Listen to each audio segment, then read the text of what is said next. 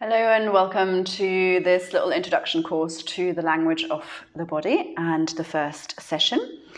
We're going to start with exploring the idea of yielding and resting through our structure so that we can allow the body to create movement with less effort.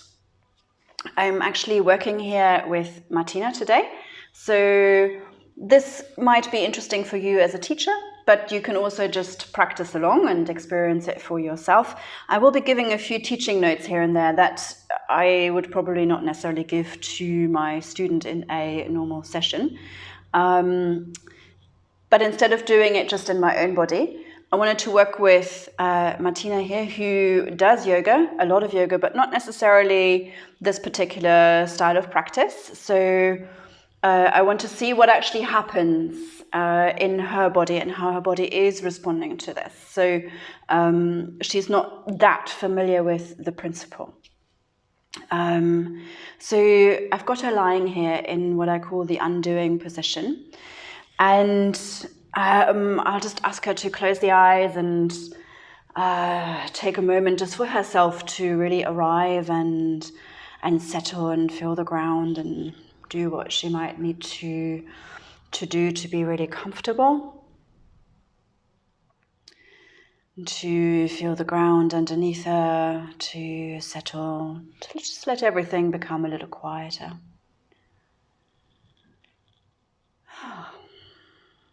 I've become a really great fan of kind of not taking a yogic breath, but just taking a freestyle breath. So what I mean by that is if it comes through the nose and out through the nose, great. If it comes in through the mouth and out through the mouth, also great.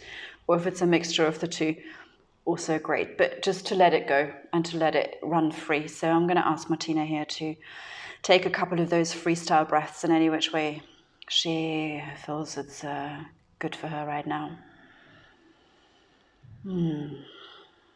Good. There is a little bit of adjusting and releasing into the ground happening here already.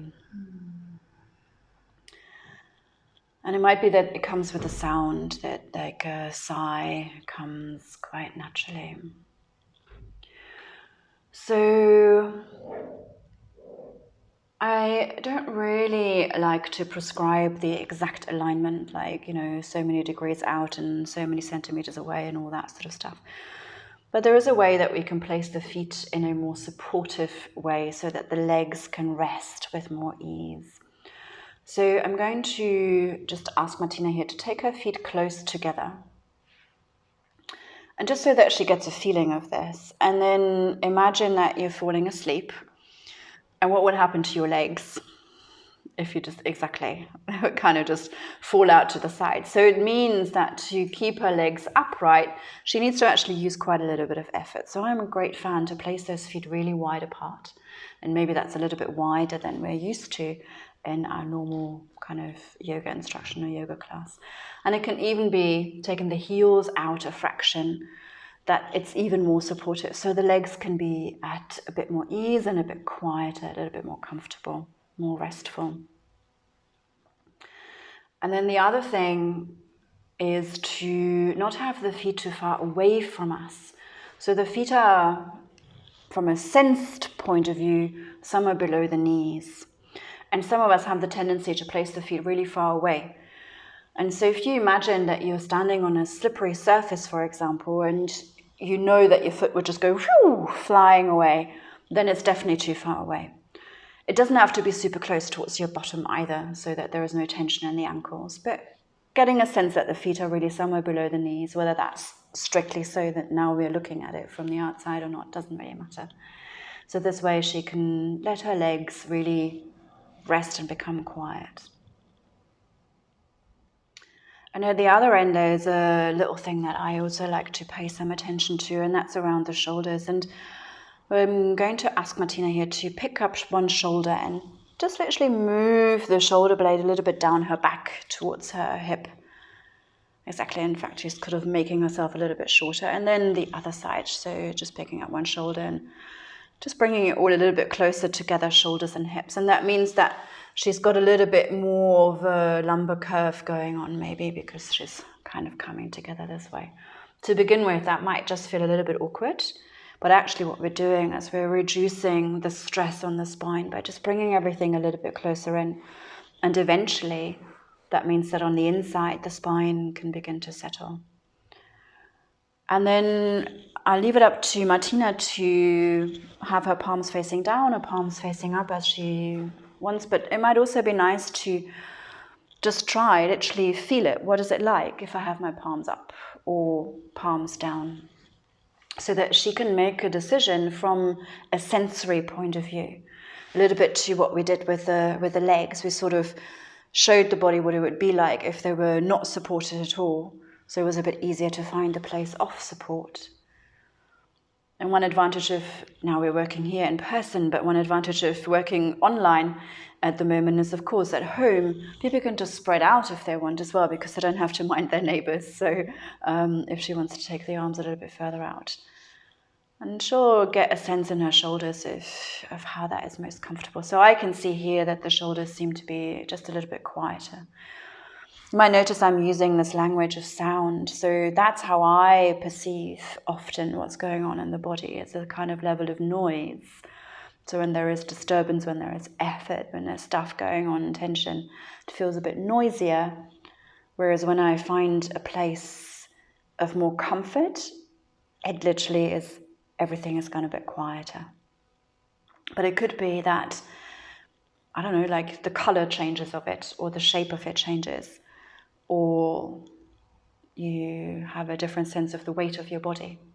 So tune into how you are sensing that in your own body. So we're becoming a little bit more of the sensation.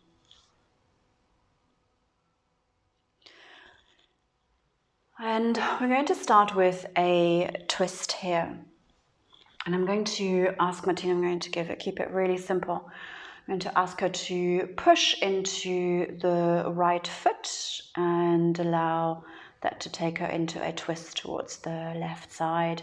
The left leg can just go out to the side and relax while she keeps engaging down through the right foot. So the whole thing is turning into an easy enough twist here. And maybe take a deep breath here.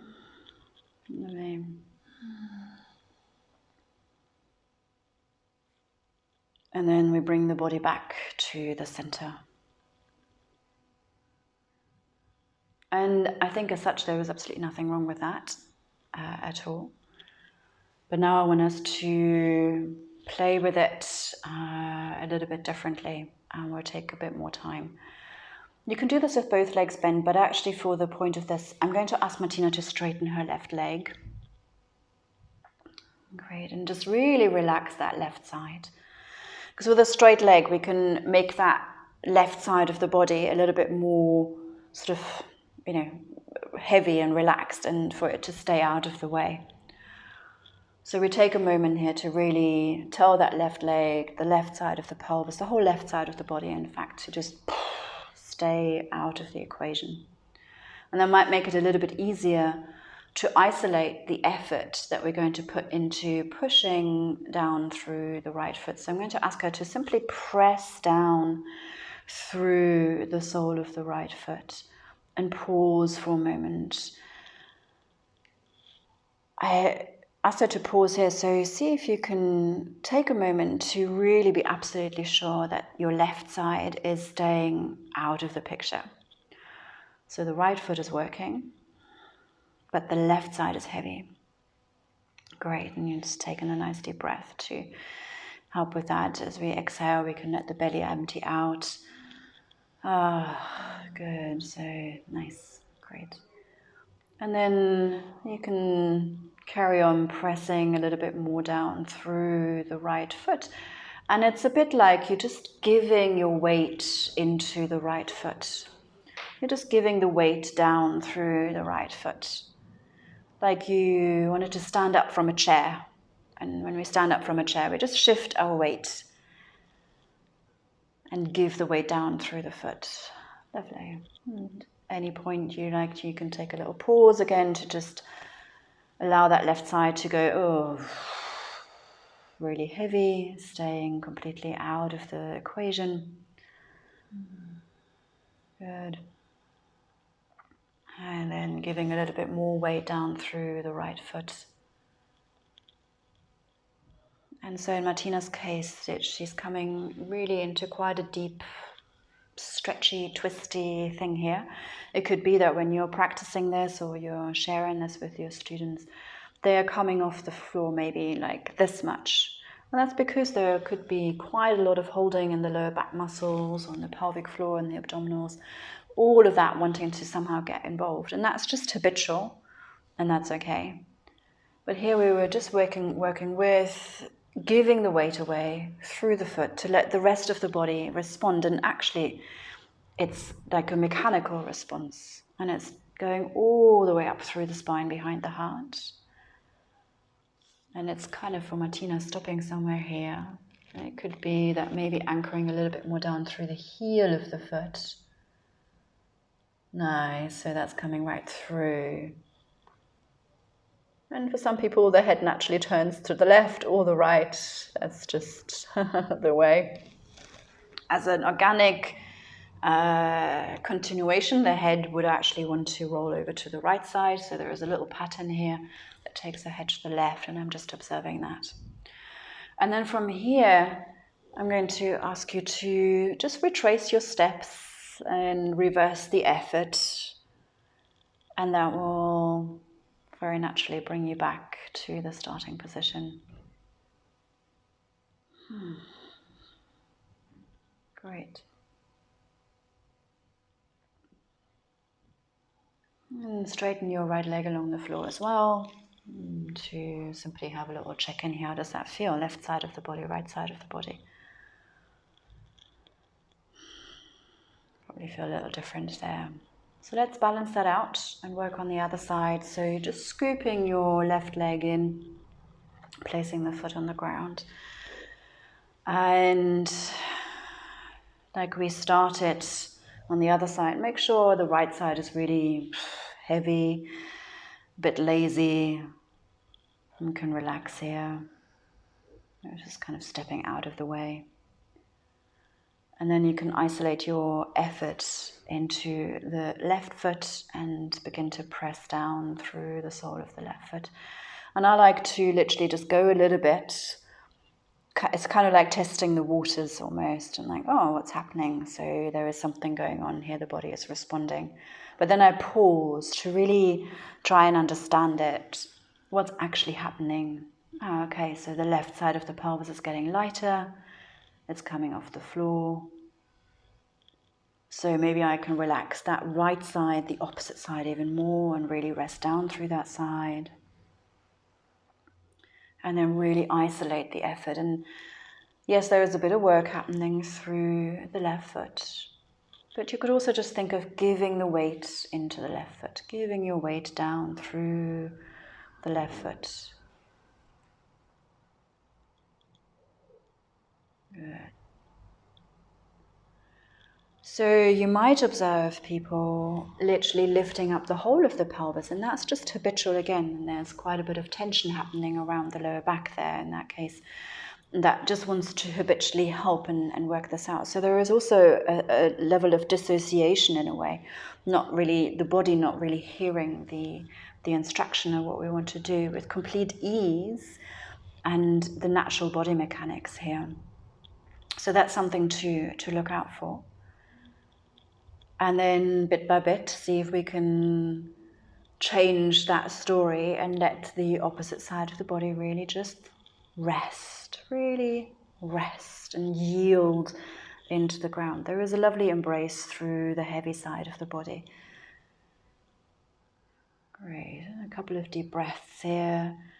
I've become a great fan of those freestyle breaths, never so often even breathing out through the mouth. So invite you, or if you're practicing along with Martina, to, when we're in the pose, to take one of those and maybe even a little sigh, observing what might shift in the body, in particular in the resting quality and the connection to the ground through her back body. And here we can see her head is actually now continuing into that curve. Very nice. And then reverse the effort, retrace your steps slowly to allow that to settle back.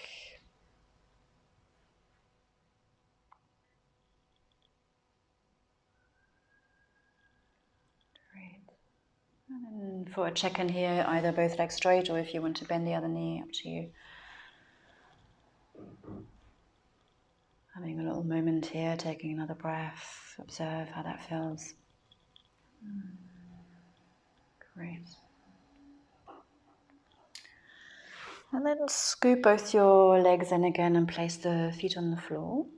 And a little bit like we did at the beginning, just kind of really checking that the feet are somewhere supportive. Observe how the body is resting on the ground, the touch points. And so what's going to happen if we press down through both feet? So I'm going to do a little bit of a before and after. It's not a bad instruction or anything. I'm just going to ask Martina to deepen the imprints. So deepen the imprints of your feet, really engage down through the soles of the feet, push into the ground and float your pelvis up into an easy bridge pose here. And at the top, you can take a nice deep breath.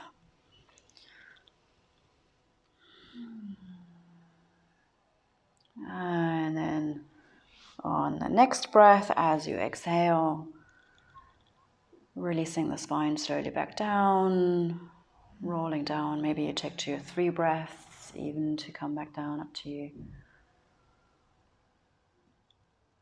And we let the pelvis settle again. So that was nice enough. And now we're going to try this again, but just a little differently.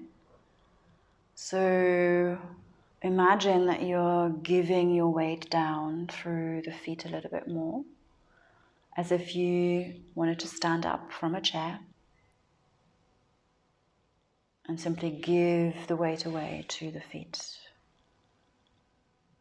Give the weight away to the feet.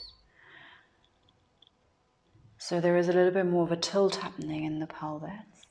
And pause, take a breath.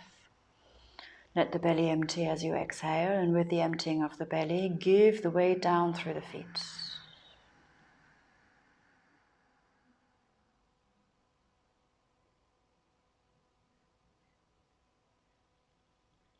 Having a sense of traveling away through the knees and down. Good. So there's a little bit more quietening happening in the spine. Lovely. And then with your exhalations, maybe 2 or 3 or 4, or 1 as you wish, releasing back down.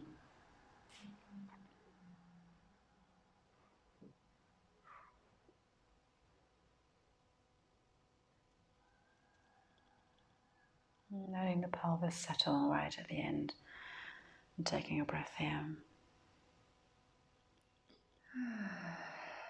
Great.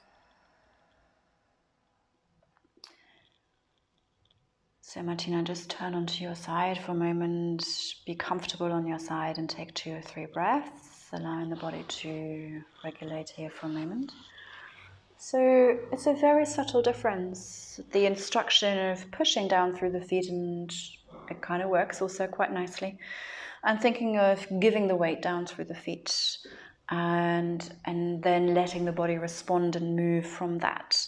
Doesn't mean that the second option didn't involve a little bit of work and engagement and all of that, but it was a different process, and maybe you could feel that in your own body. So slowly make your way onto all fours from here, and in fact maybe just come into a child pose for a moment and see if you can negotiate that child pose to be the most comfortable version of it for you, so whatever might be involved in that. Lovely. So it could be a little bit of side to side rocking and easing the hips and whatever it might be. It could be that so that the head can really rest. We make a pillow with the hands and rest the forehead on that, or maybe the head is on the ground. And just taking 1 or 2 breaths here to kind of change direction. So from coming lying on your back, now you're facing the earth. Change of kind of direction of gravity here. And try to get a little bit more sense of the bones wanting to rest. Letting the bones rest. Feel the contact to the ground. Let the body really just yield into the earth.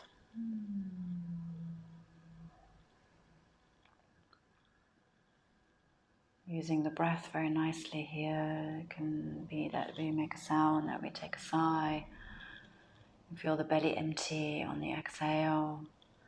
That sense of emptying out and releasing. And with the emptying out, that release of the pressure on the exhale, the bones literally can just settle a little bit on the inside. Great.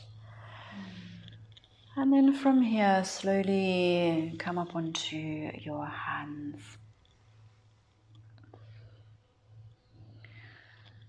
Great. So, coming into a cat pose, lovely.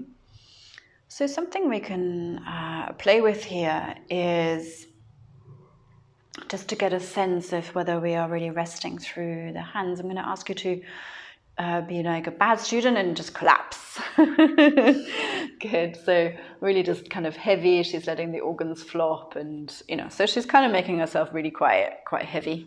And some of us will have a tendency to hang out a little bit more in this space. Actually, that's definitely more my tendency. I mean, not this extreme, but we're just telling the body what this would feel like.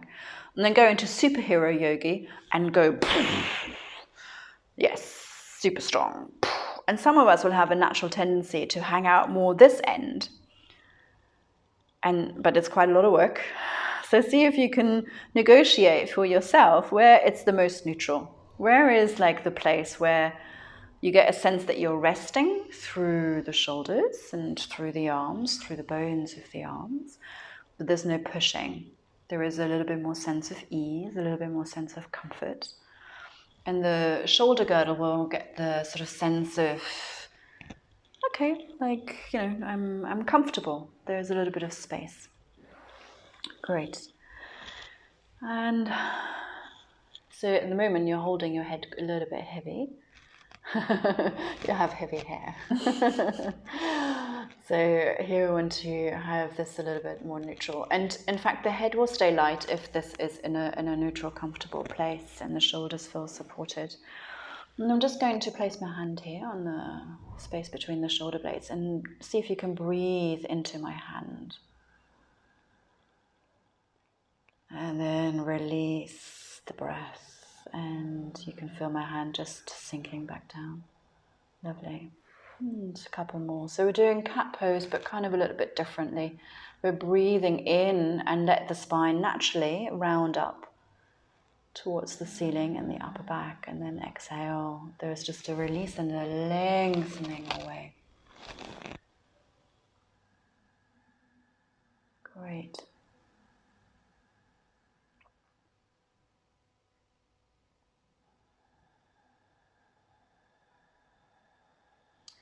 So when we are beginning to rest through the arms, and not everybody's rests are happy with it, but weight bearing is great for the tissues. We're building some resilience in the tissues.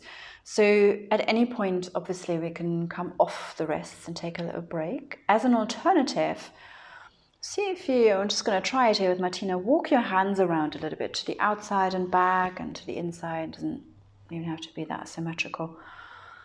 Just exploring a little bit, taking the hands around, and you can observe how that might just give the relief that you need as a little break to actually stay on your hands for a little bit longer.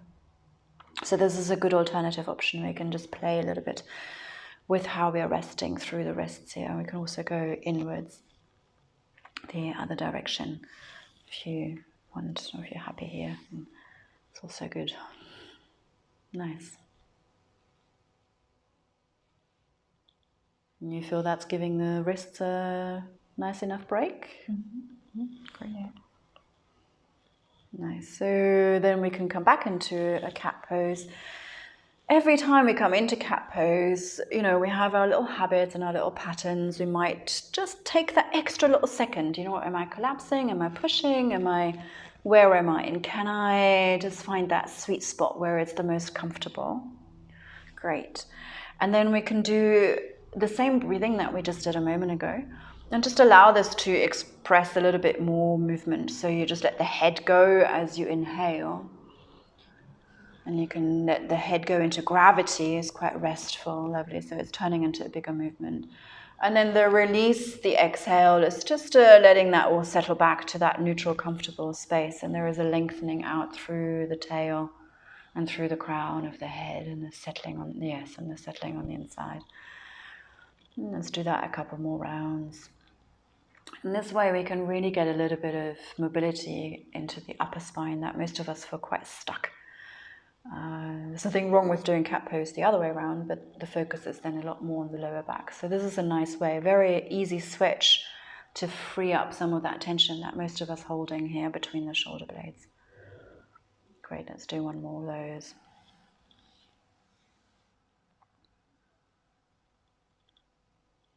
Great.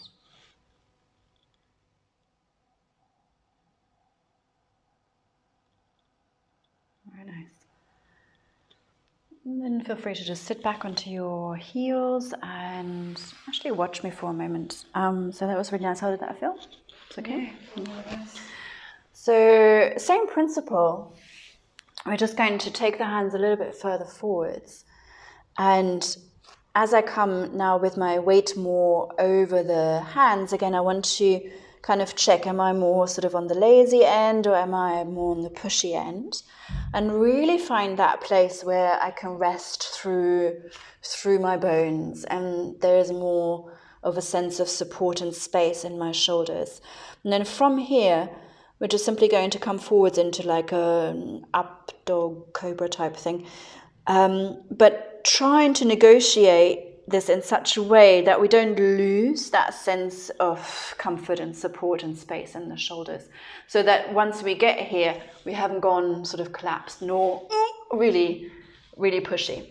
So set yourself up in just the same way as you just did, only with the hands a little bit out in front, as far out in front as you know you're going to like coming into your back bend.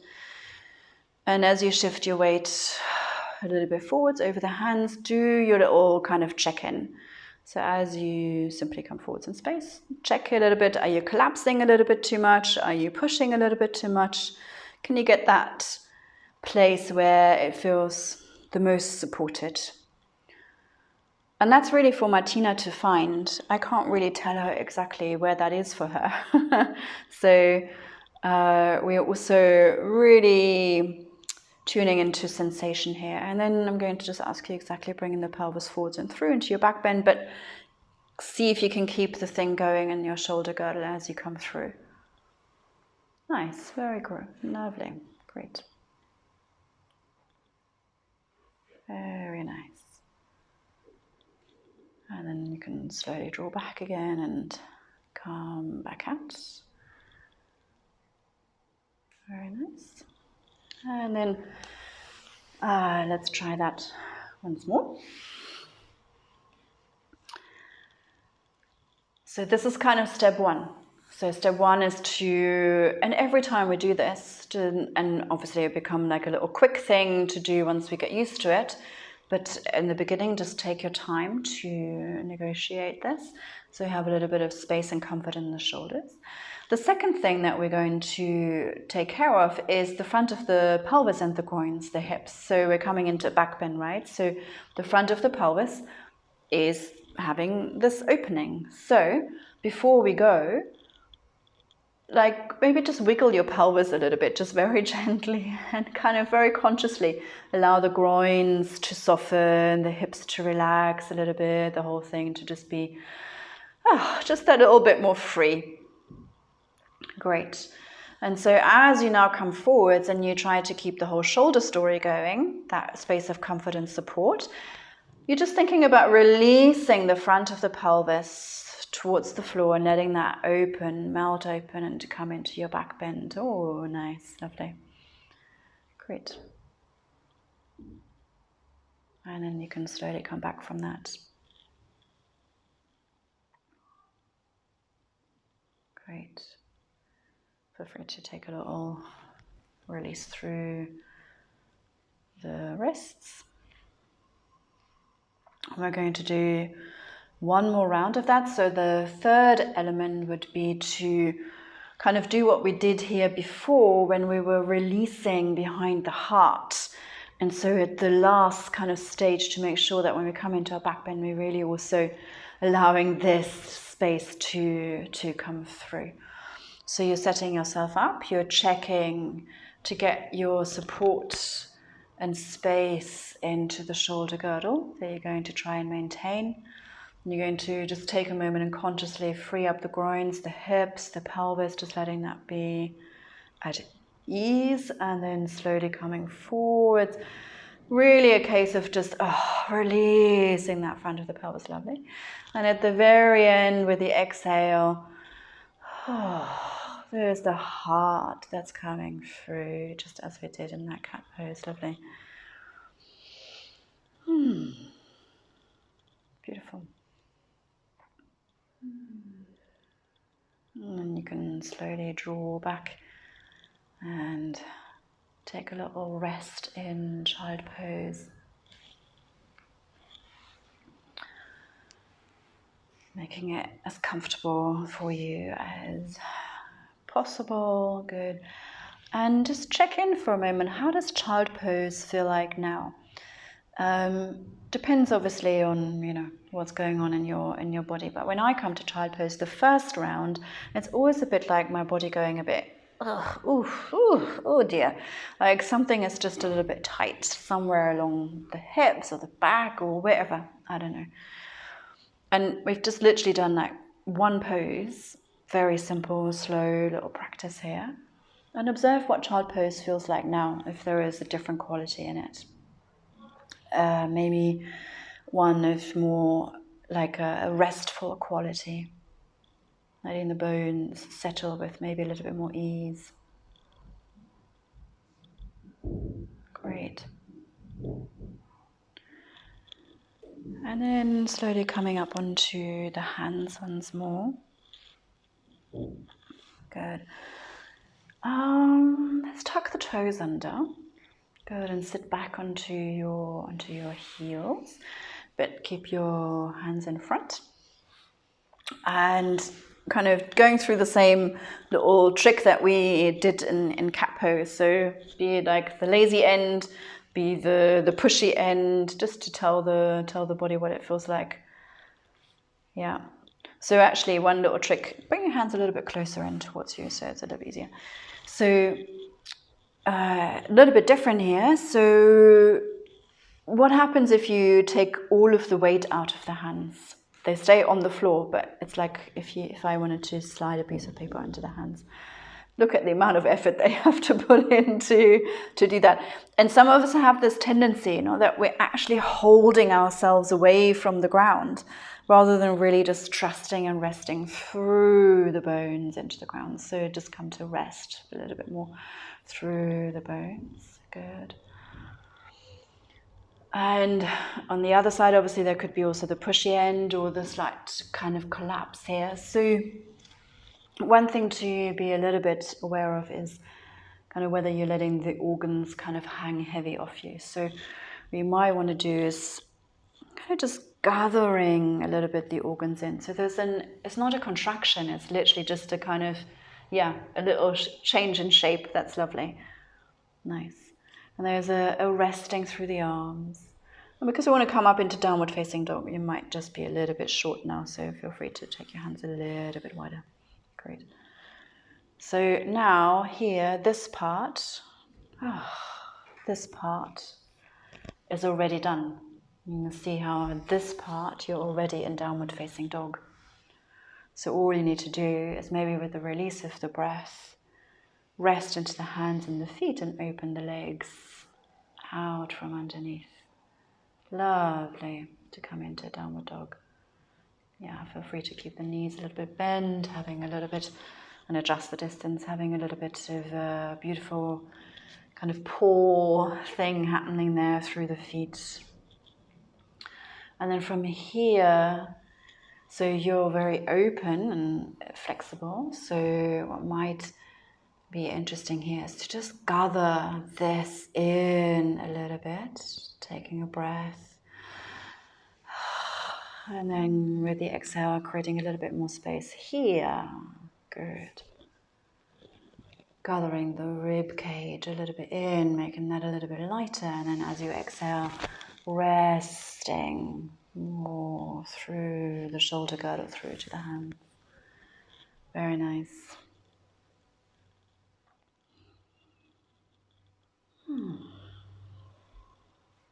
Good. And if you're enjoying, stay. If you want to take a break, slowly bend your knees and come back down. And come and rest again in child pose. Making child pose really comfortable. So child pose is actually, always this pose that we ask people, or that we choose ourselves just to come into for a little rest. And yes, it can be restful, but I think we're kind of undervaluing our child pose. I mean, we have a lovely opening through the ankles. That's really great.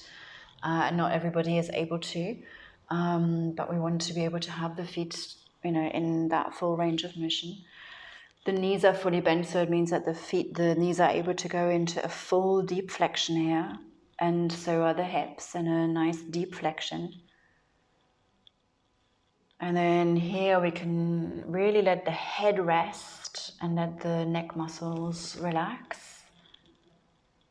And I always invite people to really take their arms quite sort of wide out, so there is really no pull on the shoulders. And then this pose can be just wonderful to let all of this rest and yield via the body into the ground. So it's also good to understand that the yielding and the kind of resting into the earth doesn't only happen where we physically touch, but actually also via, potentially here, the torso, via the legs. Taking a couple more breaths in this pose.